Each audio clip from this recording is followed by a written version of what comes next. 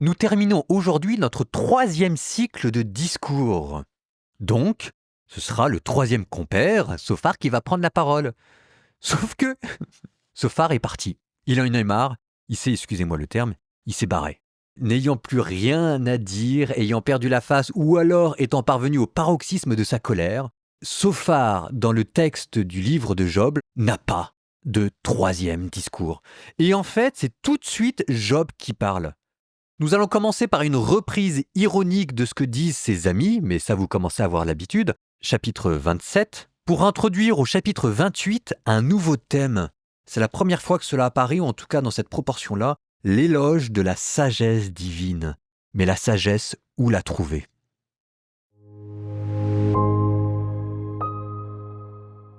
Certes, il y a une mine pour l'argent, un lieu pour l'or que l'on affine.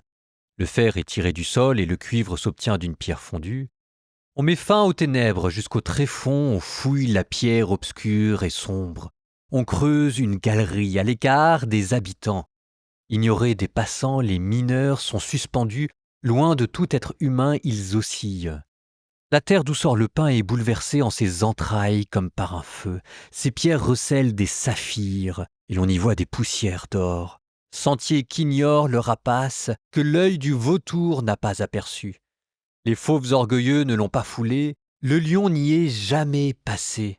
Sur le silex, le mineur a porté la main, il a bouleversé les montagnes par la racine. Dans les rochers, il a percé des galeries, et tout ce qui est précieux, son œil l'a vu. Il a colmaté les suintements des fleuves et amené au jour ce qui était caché.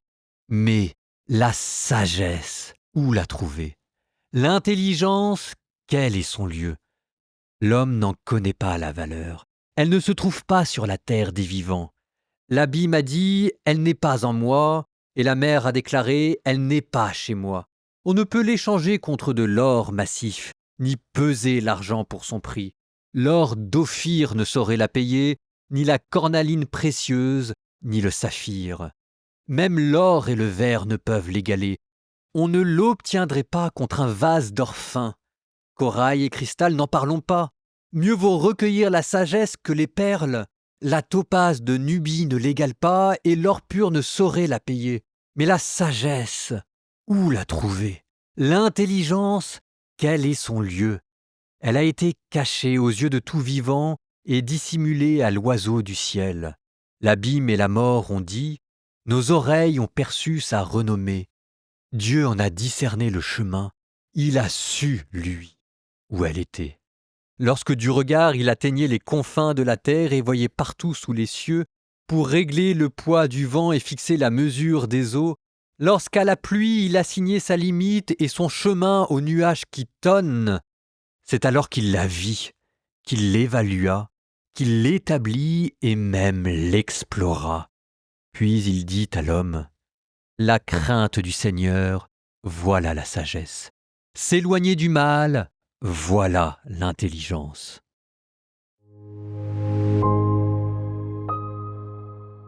Commençons par quelques mots sur la présomption d'innocence de ceux qui souffrent. Une présomption qu'il ne faut jamais oublier, contrairement à ce que font les amis de Job. Donc, en face d'eux, Job ici se présente comme innocent. Et même, si j'ose dire, doublement innocent. Innocent parce qu'il n'a pas fait le mal et qu'il ne mérite pas la souffrance et le châtiment.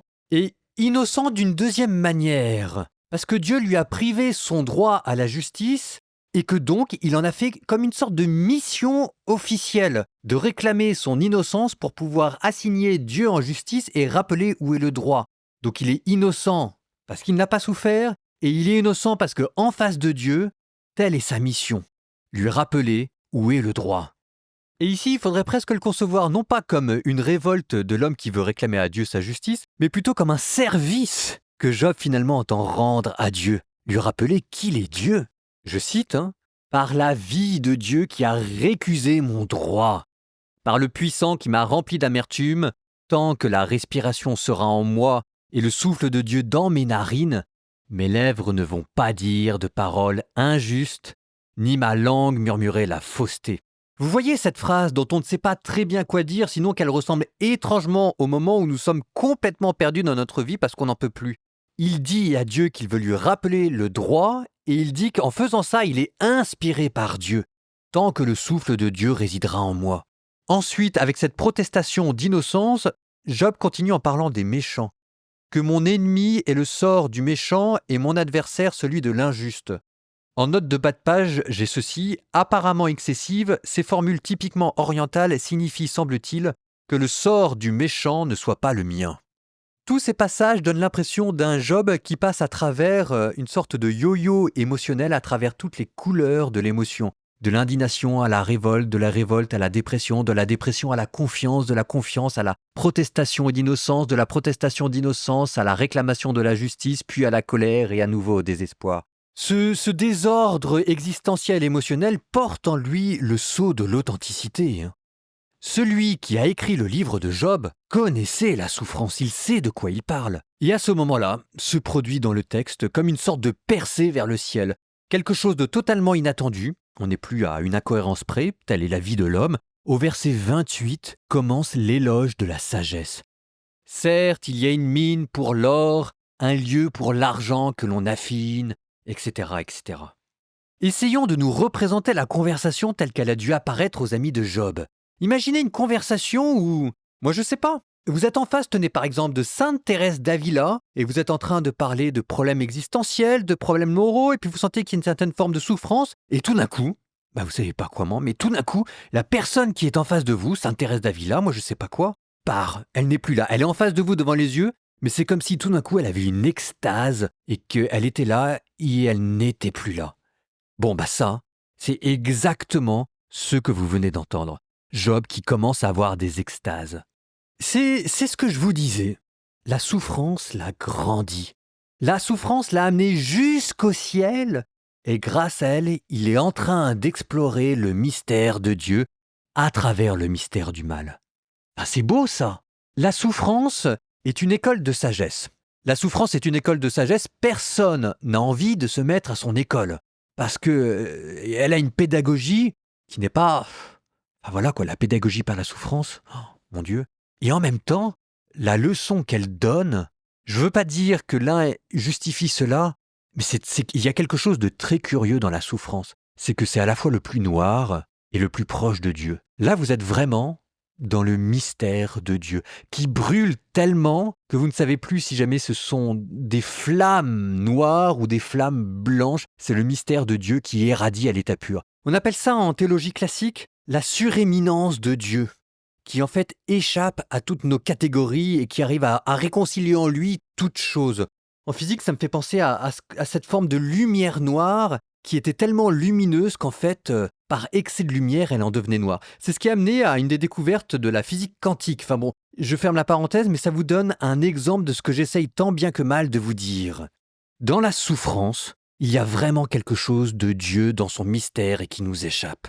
Vous savez, le mystère de Dieu, on le met là où on veut, là où on peut. Certains vont le mettre dans la science et vont scruter les étoiles et les lois physiques pour observer quelque chose de la transcendance de Dieu. D'autres vont le mettre dans la civilisation et la beauté et vont regarder à travers l'histoire de l'humanité ce que ça dit du plan de Dieu sur nous. Job, lui, met le mystère de Dieu au cœur du mal. Et là, ça vous produit une sorte de contraste extraordinairement saisissant, à la fois le plus douloureux et le plus magnifique. On n'ose pas dire quoi que ce soit parce que surtout, on ne veut pas oublier la souffrance. Tantôt c'est nous qui souffrons, tantôt ce sont les autres. Et on veut surtout avoir de la considération pour la maladie et savoir ce que c'est que de pleurer de douleur. Il ne faut jamais l'oublier. Et en même temps, ce qu'il dit de Dieu, la vie humaine est un mystère. On aura le temps de reprendre ce thème de la sagesse qui va nous poursuivre maintenant jusqu'à la fin du livre de Job.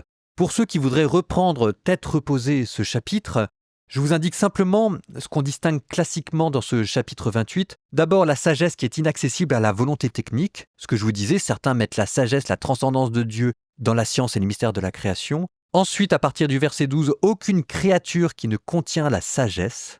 Et à la fin, Dieu seul connaît la sagesse qui préside à la création. 20-27. Je cite juste ce verset 22.